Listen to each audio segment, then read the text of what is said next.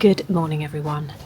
We've had a frost, we've had snow, it is absolutely bitterly cold. It's -2, which can only mean one thing: bulb planting is going to be starting in the garden today. I've got a wheelbarrow full of compost, I've got home-based compost, and actually the majority of my planning of my display happened like August, September time.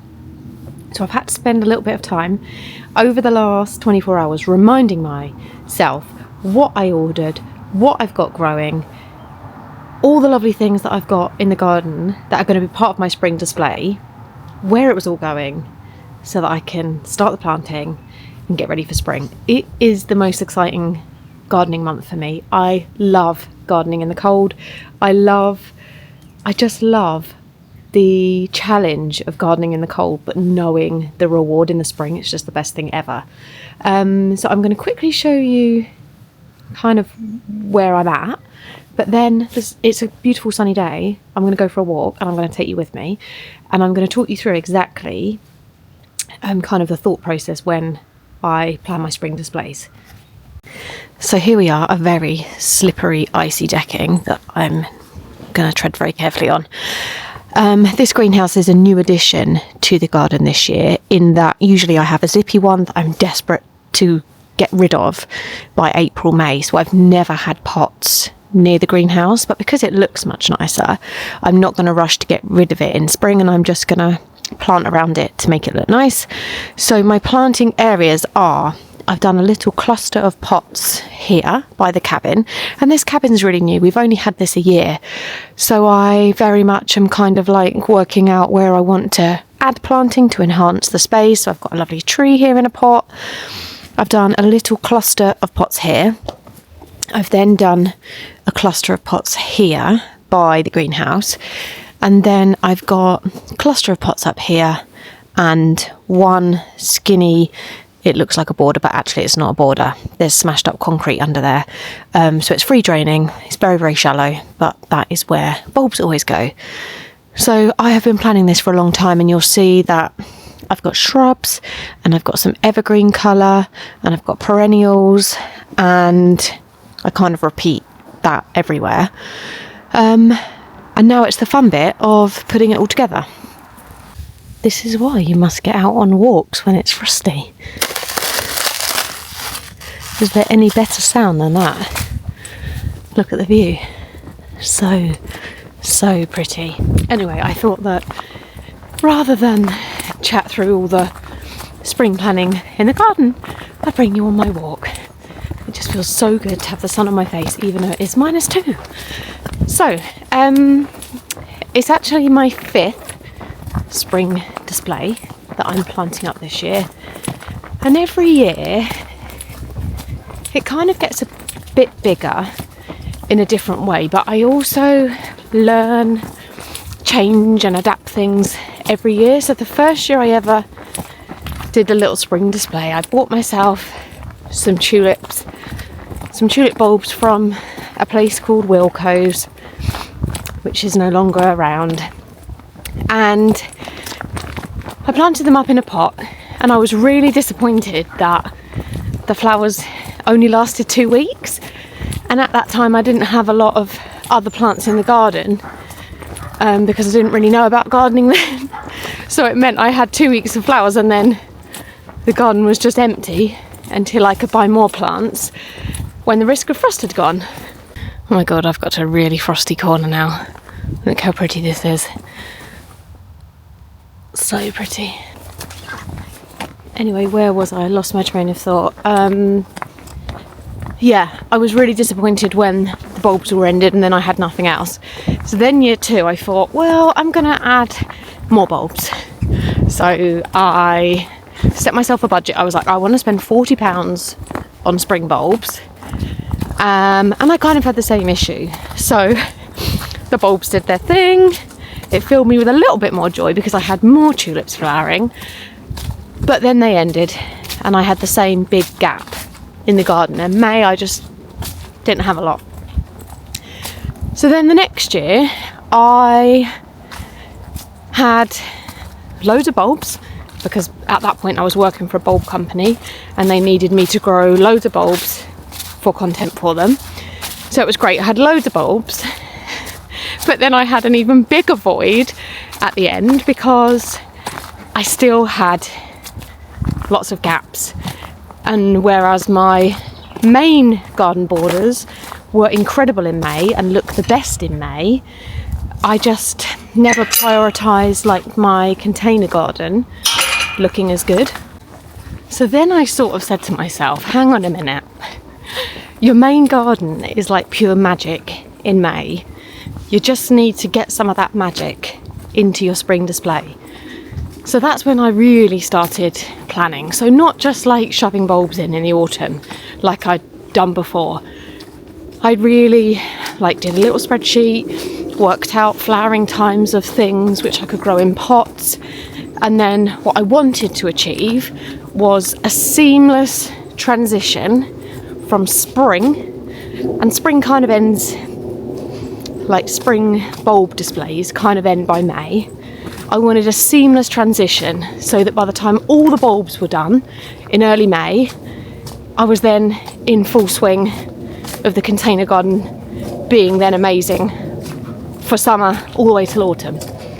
And 2025, so this year, it was, I'm not going to say it was perfect because it wasn't perfect, but all the planning, all the hard work just worked an absolute treat because I had the structure of a summer garden included in the spring display.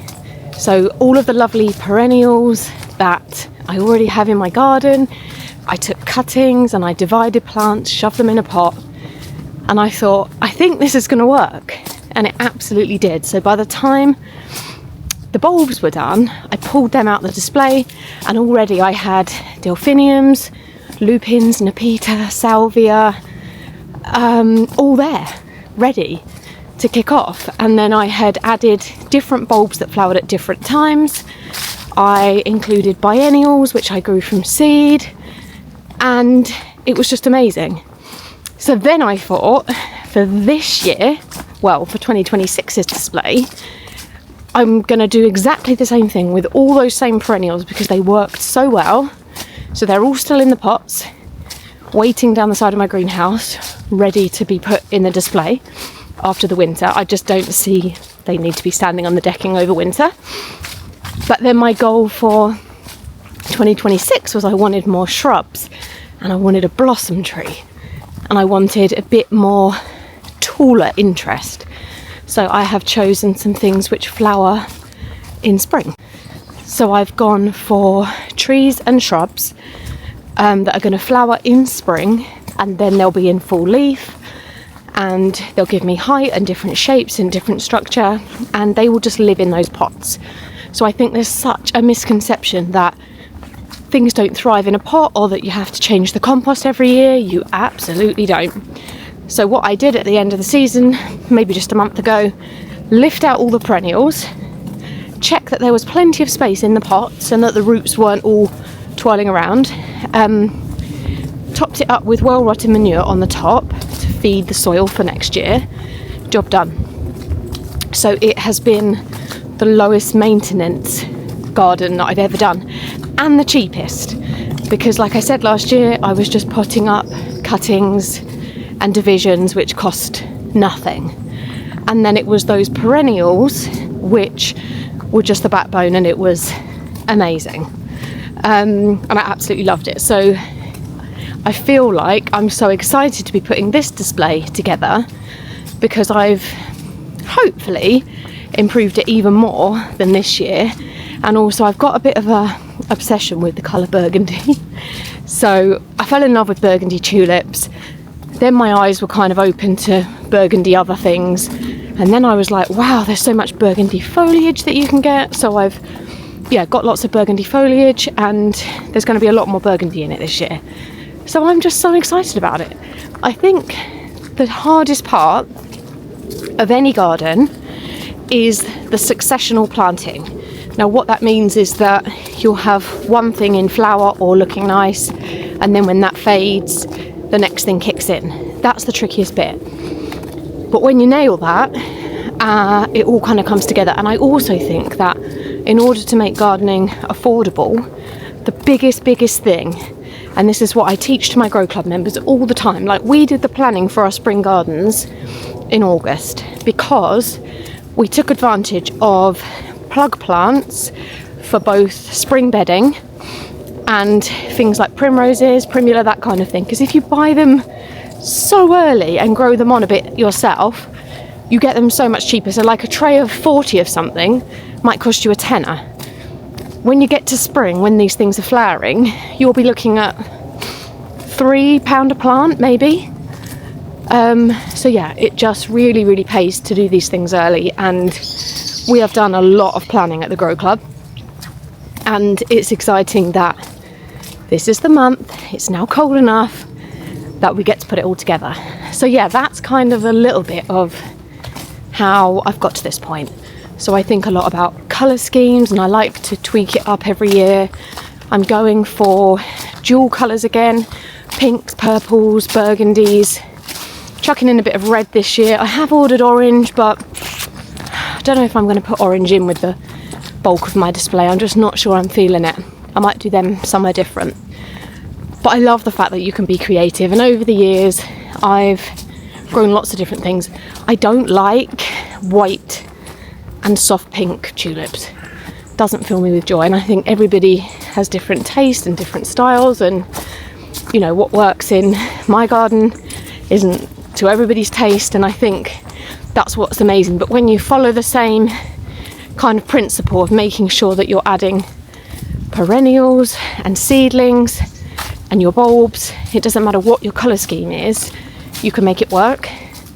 So yeah, it's just really exciting. And then you probably know that I host 4 free seed grow alongs every year. So the seedlings that we grow together then very much become a part of the garden. So the biennials that we sowed in June are going to be what flowers after the bulbs. So that's exciting. So we've got loads of things. You know, one plant has literally cost you pence to grow, and that will feature in your display. So yeah, it's really exciting. Honestly, it's so beautiful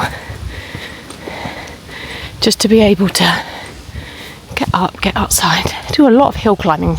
That's why I sound like I'm a bit out of breath. Some of these hills are big, but just look. Nothing better than the gorgeous sun after a frosty night. And then it's all the hardy annuals, which we sowed in September, which will then plant out once the risk of frost has gone, kind of around April time. And then once the biennials are done, they'll kick in. So even without having to step foot in the garden centre and buy anything in spring, we're all going to have gardens filled with flowers. And usually May is when I pick my first like really good bunch of flowers to bring into the house and arrange. So yeah, May to November is when I have fresh flowers, and there's just no better feeling. So I hope that might have given you a bit of an idea of kind of where my spring display ideas sort of come from, how it's evolved, and I will share with you when I get planting, because it's a bit of a process. It's going to be a lot of compost and a lot of moving and shuffling things around, but it is the most perfect day to get started. Thanks for watching, and I will see you very soon.